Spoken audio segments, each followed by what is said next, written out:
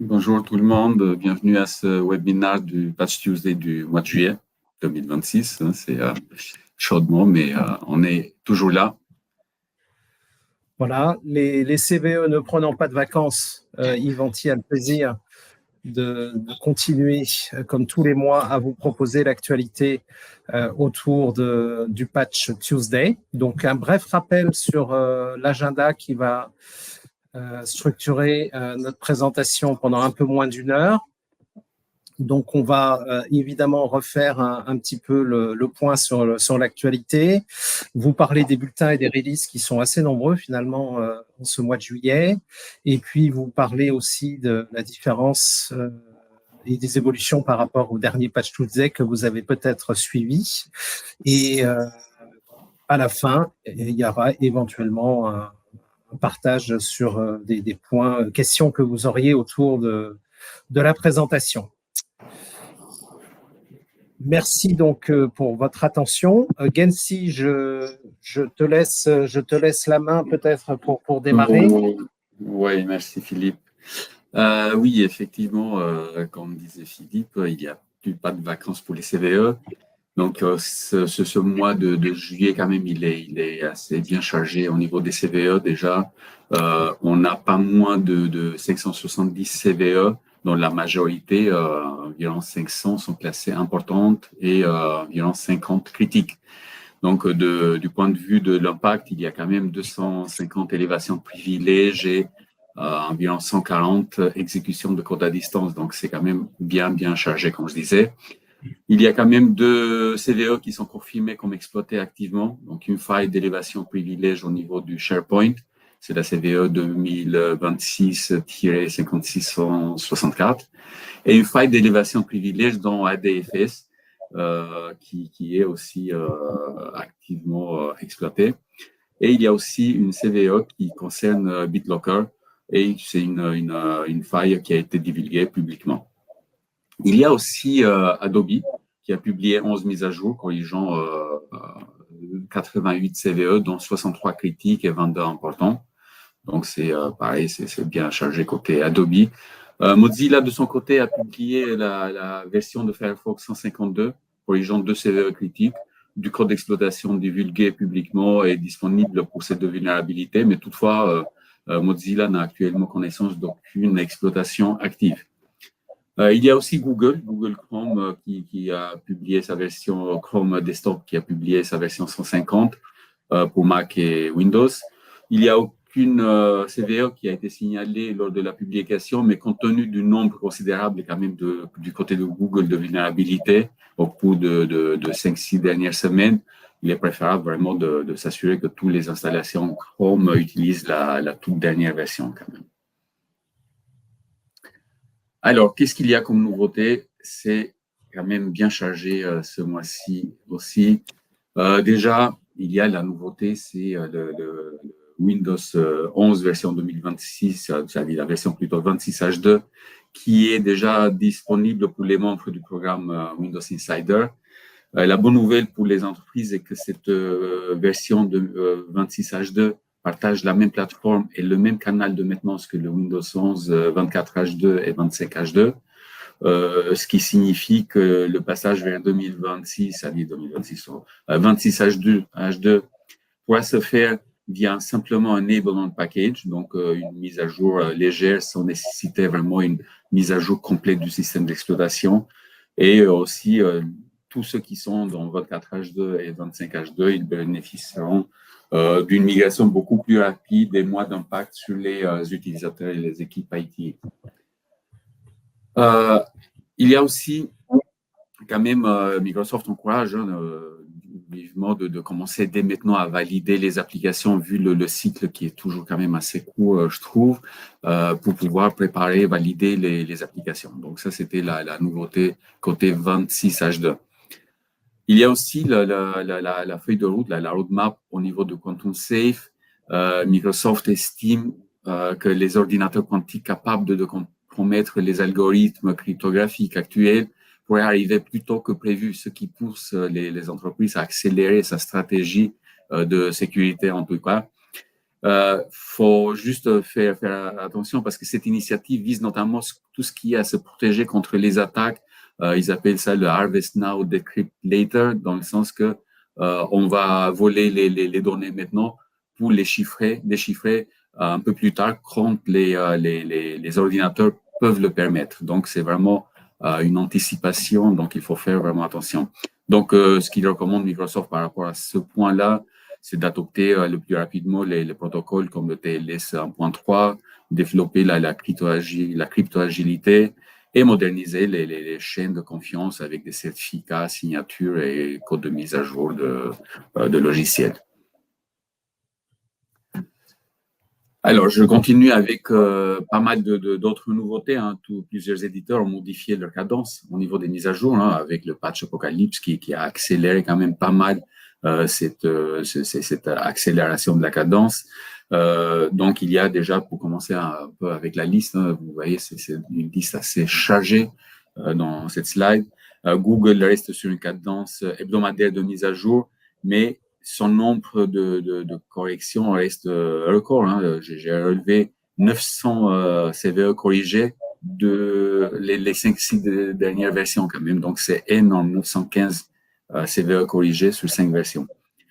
Il y a aussi le nouveau programme d'Oracle, le CSPU, qui fournit des correctifs ciblés de sévérité critique le 3e mardi des mois, donc depuis le mois de mai. Donc, c'est aussi, ils ont ce cycle qui a été mis en place.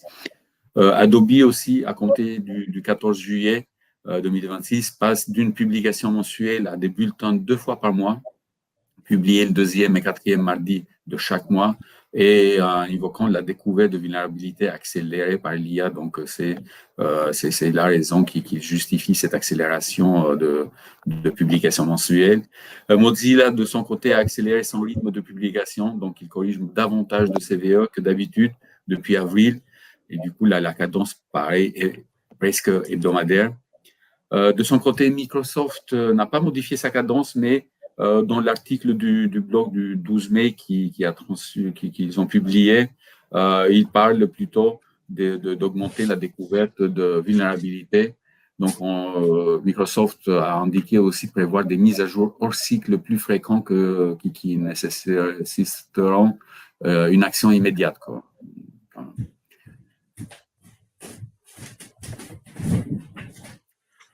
Alors, qu'est-ce qu'on a? Il y a aussi le CISA. CISA, c'est aussi l'agence de sécurité aux États-Unis. Ils ont publié aussi une directive, là, tout récemment, il y a à peine un mois, en juin 2026, qui introduit une approche de gestion des vulnérabilités basée sur le risque.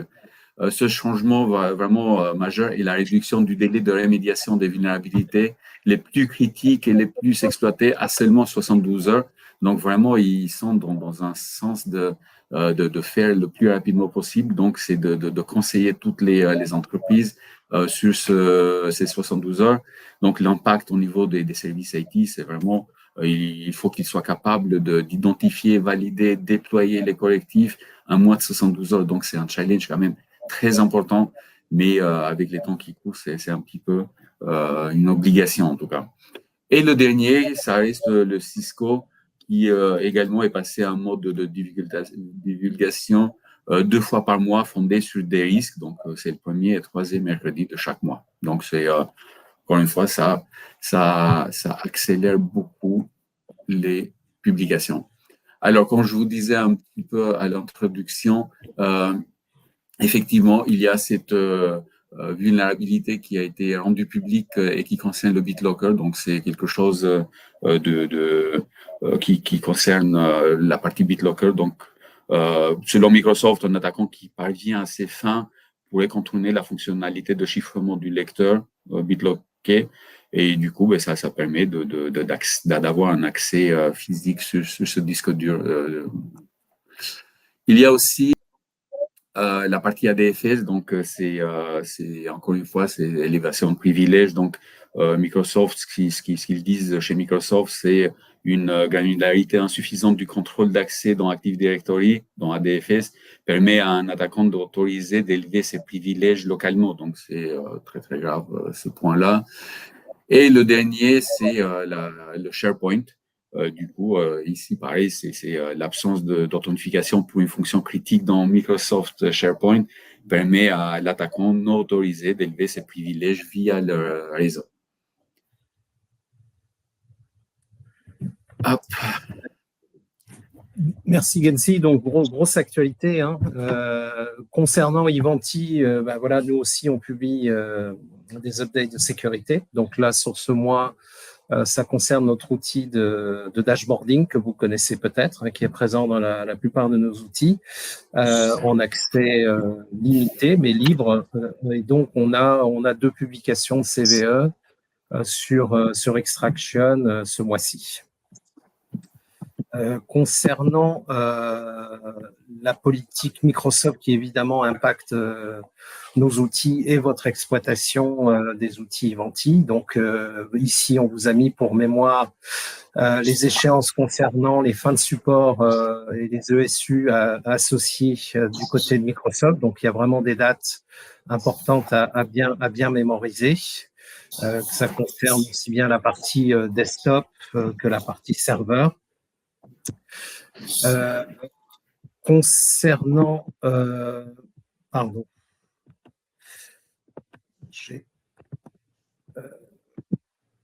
voilà, donc ici sur la partie serveur, hein, donc il y a cette échéance importante qui concerne courant 2027 sur la partie serveur 2016. Donc, n'oubliez pas que Ivanti, au-delà de vous fournir des accès ou des catalogues de logiciels tiers, vous permet aussi d'accéder via un service dédié à tout ce qui est custom patch pour l'ESU quand vous le souscrivez.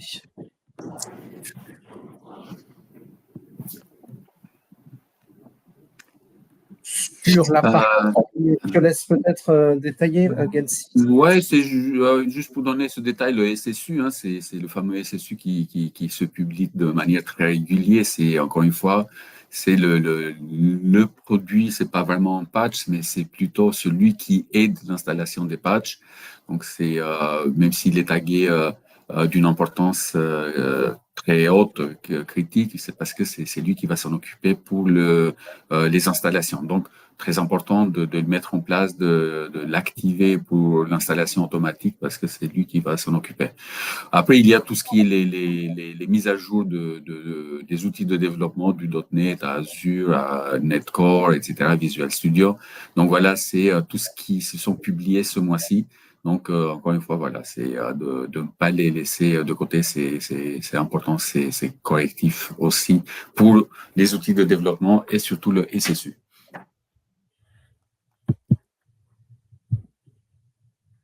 Donc, n'oubliez pas que dans tout l'écosystème de patching chez Ivanti, beaucoup d'informations sont accessibles au travers des forums de communauté, donc qui sont en général dédiés par ligne de produit. Donc, vous avez du contenu informatif dans tout ce qui est gestion du endpoint, que ce soit EPM ou Neurons.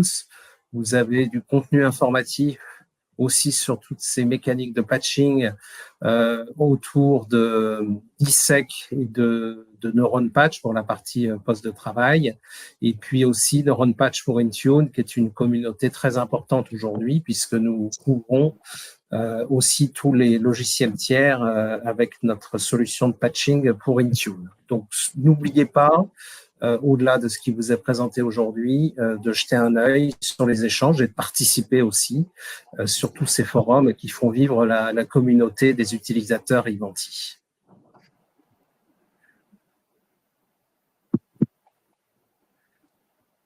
On va rentrer peut-être un peu à nouveau dans le détail, Gensi, sur la partie bulletin et les releases associées. Oui, bien sûr. Alors, on va passer en revue tous les bulletins les plus importants de ce mois-ci.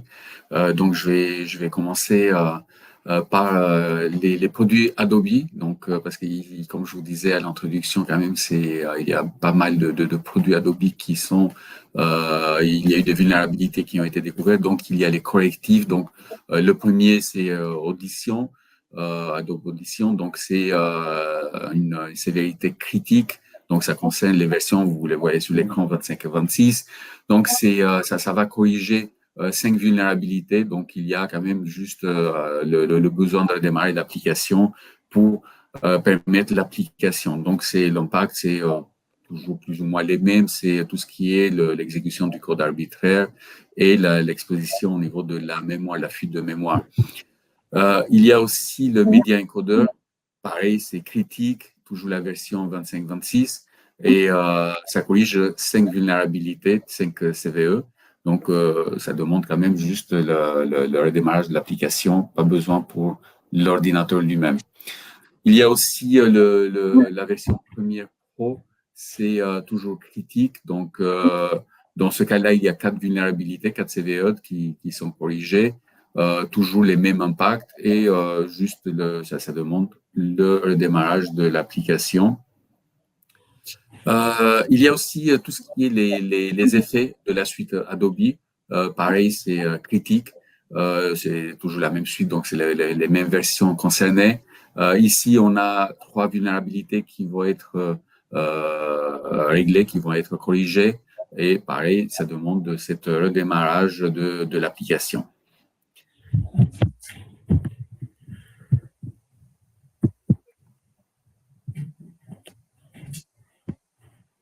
Et également, donc, sévérité critique pour la partie Adobe Bridge. Donc, il y a un patch sécurité qui a été réalisé par Adobe qui corrige 6 vulnérabilités qui étaient toutes indiquées comme étant critiques. Donc, on continue à vous lister ici les patchs importants à appliquer. Il y a donc 6 vulnérabilités qui sont listées et qui peuvent être appliquées dès maintenant et qui vous demandent de mettre à jour dans la foulée votre application avec ces fixes. Ok, merci Philippe. Je reprends alors la suite. Hein, c'est presque fini hein, parce que Adobe, c'était ce mois-ci, il y avait beaucoup, quand même toute la suite. Donc là, on est dans la version Animate. Donc pareil, c'est une sévérité critique. Ça va régler, ça va corriger 6 vulnérabilités. Et toujours, pour s'appliquer, pour s'installer le correctif, ça demande juste le redémarrage de l'application. Après, on va rentrer dans la partie Firefox. Firefox, c'est comme je vous disais, hein, ils ont publié quand même, même s'ils ne connaissent pas, ils sont pas, à leur connaissance, il n'y a pas d'exploitation active sur ces failles-là, mais en tout cas, ça serait quand même bien de les installer, ces 2 CVE. Donc, ça demande juste le redémarrage de l'application pour pouvoir s'appliquer. Il n'y a pas de problème connu pour l'installation de ces vulnérabilités. Après, on arrive sur la partie Windows, donc Windows 11.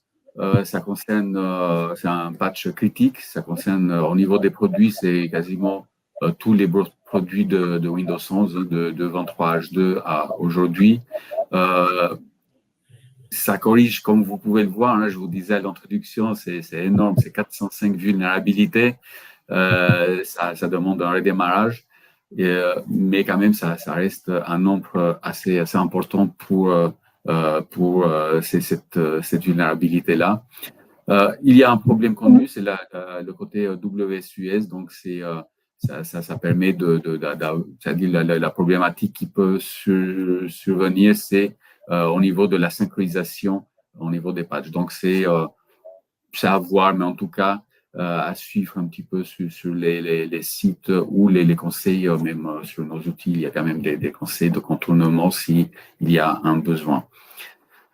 Il y a aussi la partie LTSB au niveau de Windows 10 et au niveau des serveurs. Donc, pareil, c'est critique. Ça corrige, encore une fois, là, c'est gigantesque, c'est 337 vulnérabilités.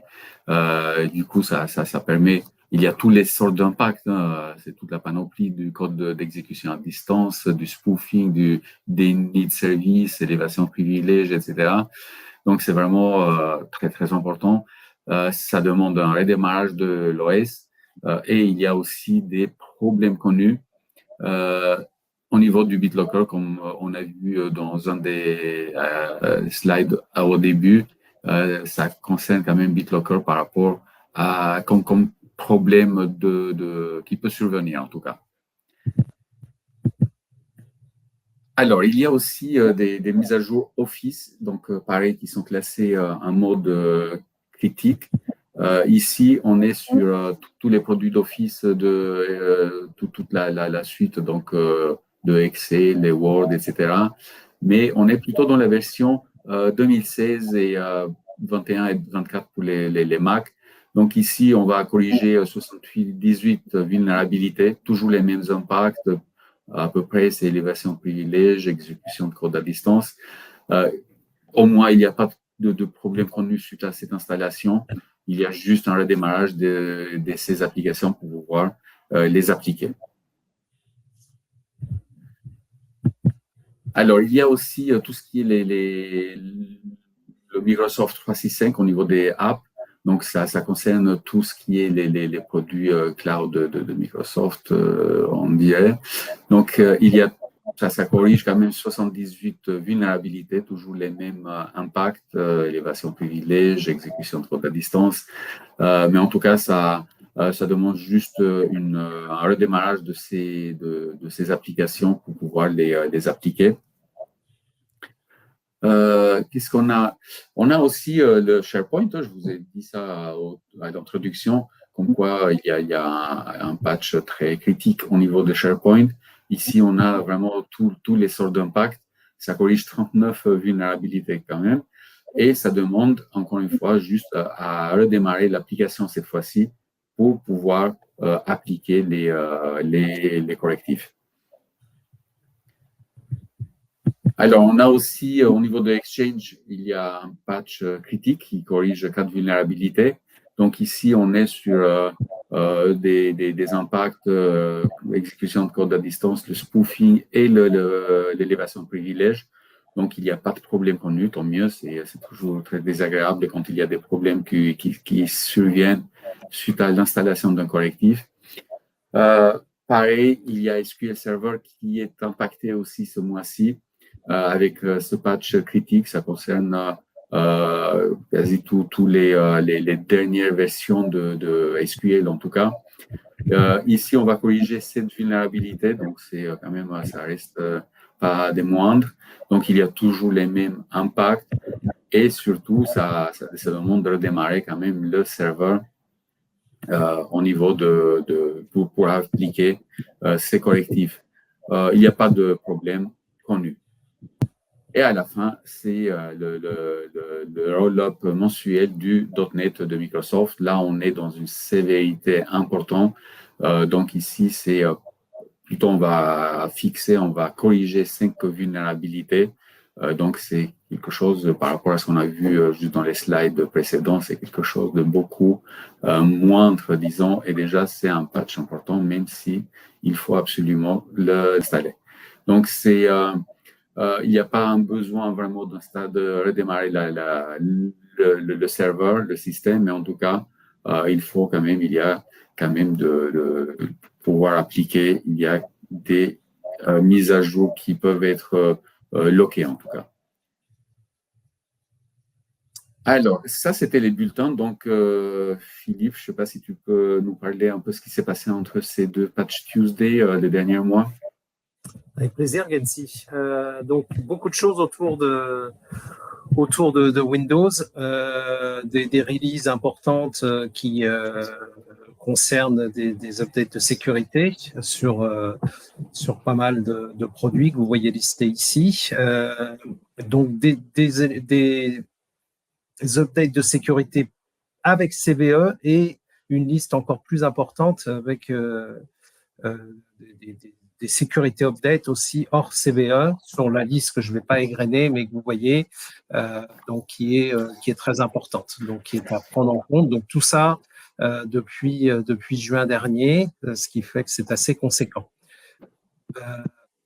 Concernant Windows lui-même, donc il y a des updates non sécurisés, mais qui concernent pas mal de fonctions sur lesquelles des releases ont été proposées.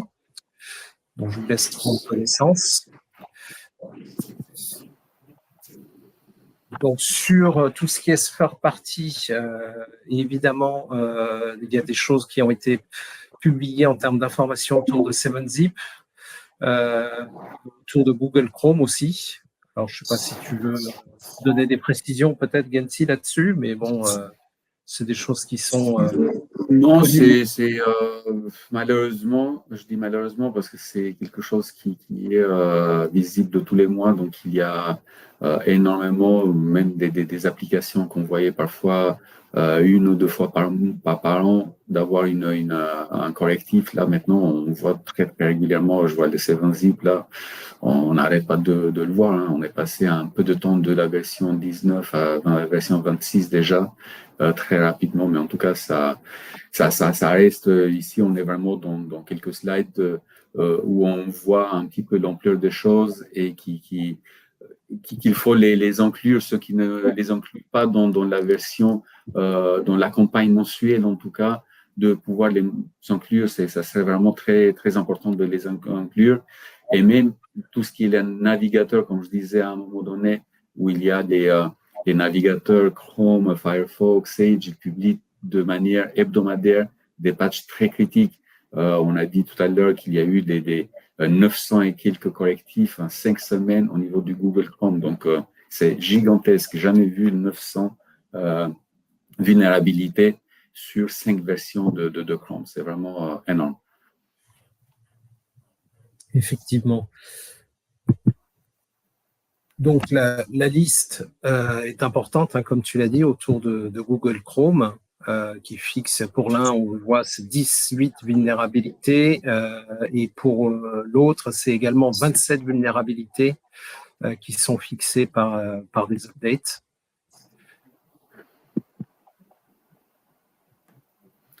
Donc, vas-y. Donc, je reprends, mais en tout cas, c'est voilà, c'est ça la constatation. On voit les différentes versions de Firefox, 29, 40. Donc, c'est la suite, hein, de tous ces correctifs. Donc après, on rentre dans des applications, le Foxit PDF, hein, je le vois de plus en plus utilisé dans les entreprises. Donc pareil, plus il y a du succès, plus il devient, entre guillemets, vulnérable. C'est pas qu'il devient vulnérable, mais on va chercher les hackers, et aussi avec l'IA aujourd'hui qui arrange pas les choses. Donc là, on est vraiment sur quasiment chaque version, on voit dans le Foxit PDF, 27, 28, je continue. Après, il y a tout ce qui, voilà, c'est toujours pareil, le Foxit, mais après, il y a le Node.js qui y a quand même pas mal de vulnérabilités aussi. Je continue sur les autres applis, c'est le PG Admin. Pareil, il y a eu de vulnérabilité, PyCharm. Donc, il y a quand même pas mal de produits qui publient régulièrement. Et beaucoup, il y a Python, ça va encore 3 vulnérabilités par rapport à un Thunderbird qui est à 40 et dans l'autre version, le 140, par exemple, le SR, on est à 29 vulnérabilités. On arrive aussi maintenant sur la partie Tomcat, hein, qui fait partie tous les mois de cette liste de publication de CVE. Donc, on est pareil, dans chaque version, il y a une moyenne de 6 vulnérabilités quand même au niveau de Tomcat. Wireshark, c'est mon exemple. Wireshark, toujours dans les prés et dans les démos, il y a une ou deux versions qui sont installées sur le parc informatique, mais ça n'empêche qu'il faut les mettre à jour parce que vous voyez, il y a du 10 vulnérabilités et l'autre 12 vulnérabilités. Et c'est pas parce qu'il est installé sur une ou deux machines qu'il faut pas les patcher, ces machines-là.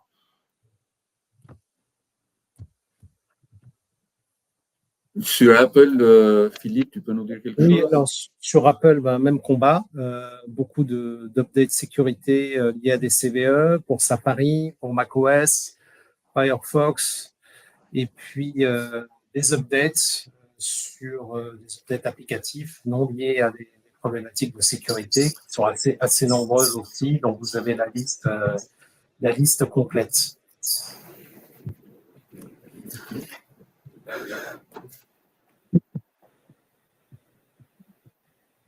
Donc, des updates Apple avec des informations précises sur les CVE, donc publiées pour Safari, pour Sonoma et Sequoia, et sur macOS Tao aussi. Et à chaque fois, un nombre important de vulnérabilités associées qui sont concernées. Ok, alors je vais reprendre. Alors, oui, c'est toujours les mêmes. Hein. Il y a du Chrome aussi sur les versions Apple. Donc, c'est il y a toujours 30, 400. Ça concerne toujours les mêmes CVE, les mêmes vulnérabilités qui sont trouvées dans la Google Chrome. Donc, c'est la même chose. Ici, on est plutôt dans la version Firefox maintenant, côté macOS. Il y a les différentes versions du ESR ou du standard. Il y a aussi tout ce qui est la partie Edge, bien sûr, parce qu'on peut installer Edge sur macOS. Donc, OpenVPN, il y a une vulnérabilité. Je continue. Après, c'est tout ce qui est la partie Office. Office, on a vu un peu dans les slides, plutôt dans les bulletins. Donc, on a vu bien qu'il y avait Office qui était concerné. Et vu qu'il y a aussi la version Mac, donc il y a aussi cette version-là qui sont concernées ce mois-ci. Après, il y a, voilà, ça continue tout ce qui est la partie Office, Teams, etc. Et à la fin, il y a tout ce qui est le third party, c'est Thunderbird qui est aussi concerné ce mois-ci, comme d'ailleurs tous les mois, parce que ça parle toujours Thunderbird. Et du coup, c'était les derniers sur les différents bulletins, tout ce qui s'est passé entre les 2 mois, entre le mois précédent et aujourd'hui. Donc, je ne sais pas s'il y a des questions, Philippe, je ne crois pas. Mais en tout cas, c'était ça, c'est la présentation de ce mois-ci. En résumé, c'était un mois très chargé, comme les derniers mois en tout cas. Je ne sais pas si Patch Apocalypse, ça vous parle, mais en tout cas, c'est quelque chose ça nous rend beaucoup de services, c'est vrai, nous, en tant qu'ingénieurs et en général, même en particulier. Mais quand même, ça va aussi découvrir plein de failles au niveau des correctifs, tout ce qui est les failles au niveau des OS, des produits. Et du coup, ça aide beaucoup les hackers, en tout cas. Donc, il faut vraiment automatiser le déploiement des correctifs. Merci, Philippe, et à très bientôt. N'hésitez pas à nous contacter si vous avez des questions. En tout cas, on est là. Merci et à très bientôt. Et juste un petit détail, il n'y a pas de Patch Tuesday pour le mois d'août, puisque c'est les vacances pour beaucoup de monde, donc au mois de septembre. À très bientôt, au revoir. Au revoir.